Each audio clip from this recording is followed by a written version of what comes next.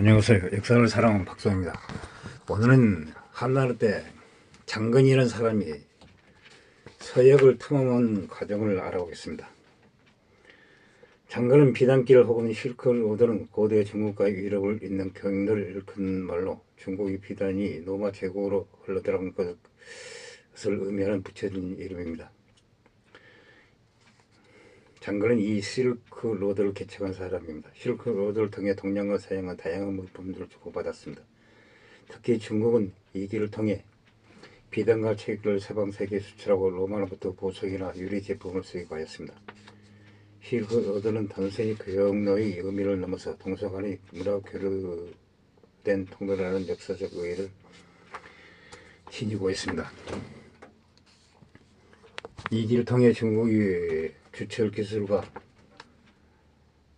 양잠, 제지법이 서방세계에 전달되었고 중앙아시아와 서아시아의 산물과 풍속은 물론 불교, 조라스트교, 이슬람교 같은 종교가 중개에 이입되었습니다. 실크 로드를 통해 동서간의 교역은 기원전 2세기 중년까지 강건히 이루어지기는 하였지만 공식적으로 이 길이 개척되어 무역로가 사용된 것은 한나라 무제 때입니다. 청하기 장건이 올지와 동맹을 맺으러 파견된 이후부터 항고조 유방이 한나라를 거문건 이래로 북방의 흉노족은 한나라의 가장 위협적인 존재였습니다. 유방은 직접 흉노족을 정벌에 나섰지만 근데 정벌하지 못하고 한나라 공주를 흉내게 시집보내가 조국을 한 조건으로 합치를 맺었습니다. 이것이 흉노 자기 아버지를 화살로 쏴 죽인 묵돌선웅입니다. 한 문제와 경제시대에도 이런 조공은 지속되었습니다. 기원전 141년 즉위한 무제는 흉노와 같은 관계를 유지하는 한편 선대 황제들이 일간 탄탄한 경제력을 바탕으로 그런 요소였던 흉노 정부를 도모하였습니다. 당시 흉노에서는 내분이 일어나 전성기 때만큼 강성하지는 못했으나 군사력에서는 강화했습니다. 무제는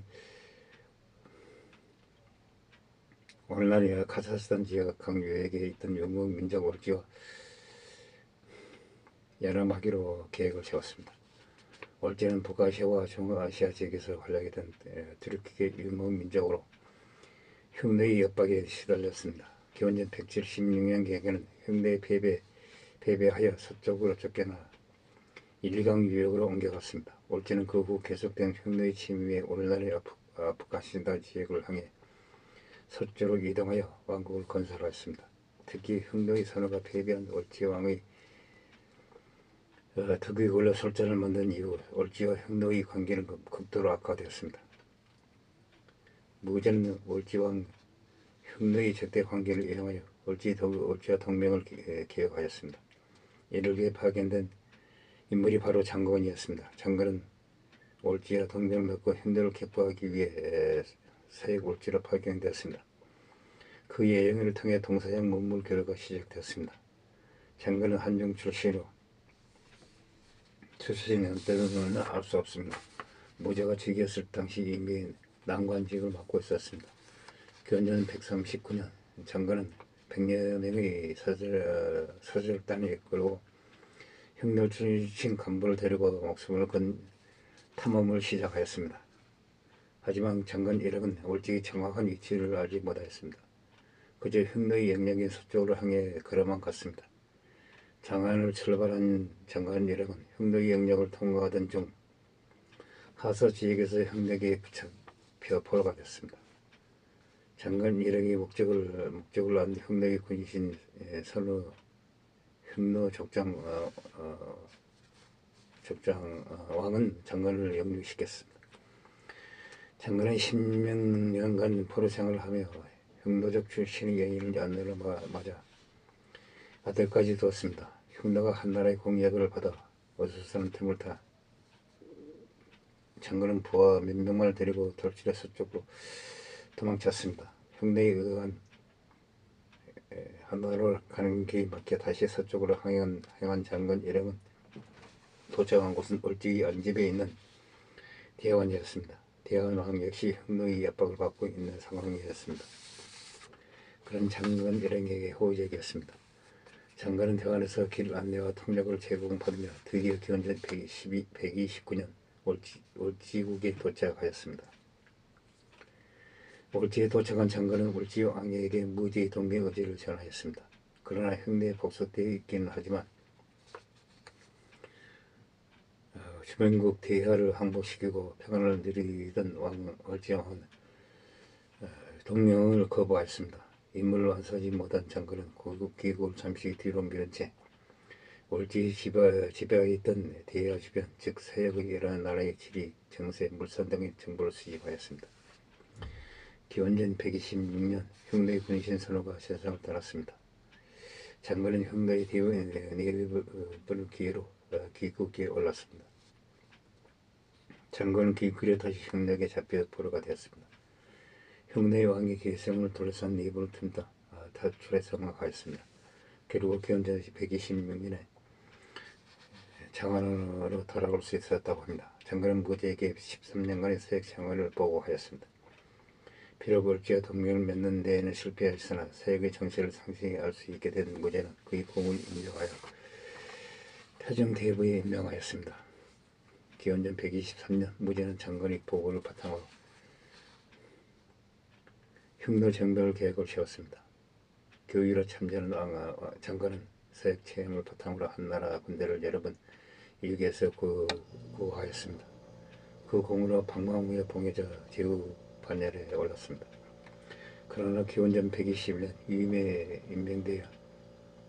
위에 임명되어 비장군 이광을 따라 나선 전투에서 권진과 함량의 기회를 맞추지 못해 직위를 박탈을 당하고 목숨까지 이틀어졌습니다. 하지만 서역에 대한 확실한 지식을 가진 장관을 위대한 무죄로 인해 목숨을 구할 수 있었습니다. 기원전 119년 흉노의 세력은 많이 약해져 있었습니다. 무제는 흉노와의 세 번째 대결을 준비하였습니다. 장관은 1,2강 지역에 있는 어선과 동맹하여 흉노를 핵광할 것을 제안하였습니다. 곧 중량대 장관은 중랑정으로 임명되어 어선으로 파견되었습니다. 300여 명의 사절단과 막대한 재물을 가지고 어선에 도착하였습니다. 장군은 어선왕 군막에게 동맹을 제안하였습니다. 그러나 어선왕은 어선이 불안한 국내 사정과 흉내에 대한 두려움 때문에 동맹을 거절했습니다.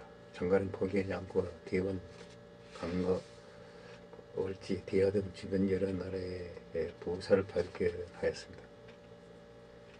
기원전 115년 장군은 어선에 사신 수십 명과 대원이 명마 수십 표를 데리고 귀국하였습니다. 장군은 대행령에 임명되어 외국 사신을 접대하는 일을 맡아보게 되었습니다. 기원전 114년 장군은 죽었습니다.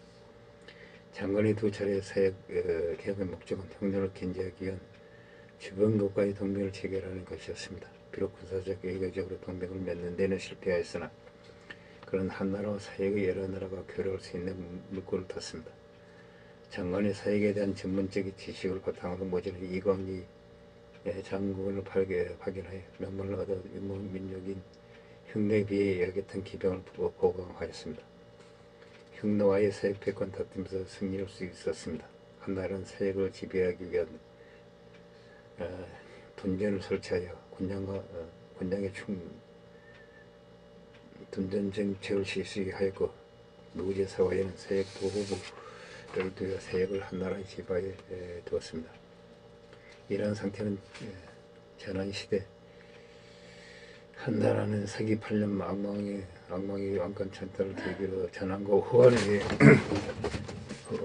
후속훈은 말기까지 지속되었습니다.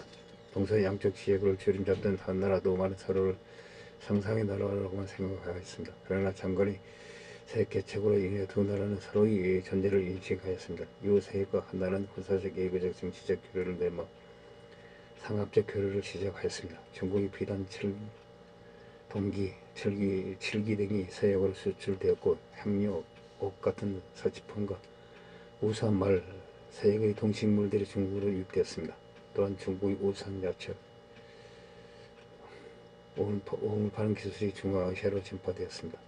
한나라 시대 서역을 오가던 파르시아 사시는 모산박하와 그리스 병사가 묘사된 벽거리는 실크로드를 통해 동서 간의 교역이 활발하게 이루어졌음을 알 수 있게 합니다. 그러나 세기 8년 망망이 한나라를 무너뜨리고 신나라를 세우는 등 혼란한 시기가 계속 되자 한나라는 세계의 지배권을 잃어버렸습니다. 22세기 25년 광무제가 더블 나강으로 정하고 후관을 건국하였습니다. 후관은 이후 3대에 걸친 황제의 통치를 받으며 번성하였습니다. 비로소 대외 정책을 본격화할 수 있게 되었습니다. 후관의 세액 원정은 73년, 세기 73년 반초의 흉노쟁벌 출정으로 시작되었습니다. 75년 북 흉노를 쟁벌한 반초는 세액 도읍을 설치하고 부장 감령을 대진 로마 제국에 파견하였습니다. 이로써 후한은 세액 지배권을 다시 확보하고 로마와 직접 교류하기 이르렀으며 이 시기가 불교도 유입되었다고 합니다. 이상 장건이라는 사람이 서역을 탐험한 과정을 알아봤습니다. 한무제가 서역에 대해서 정보를 장관을 통해서 알면서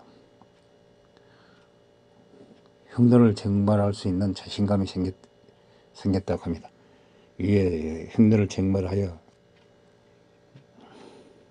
이겼으나 결국 완전히 흉노를 멸하지는 못하였습니다. 이상 장건의 서역에 대한 탐험에 대해서 한번 알아봤습니다. 항시 부족합니다. 양해 부탁드립니다. 감사합니다.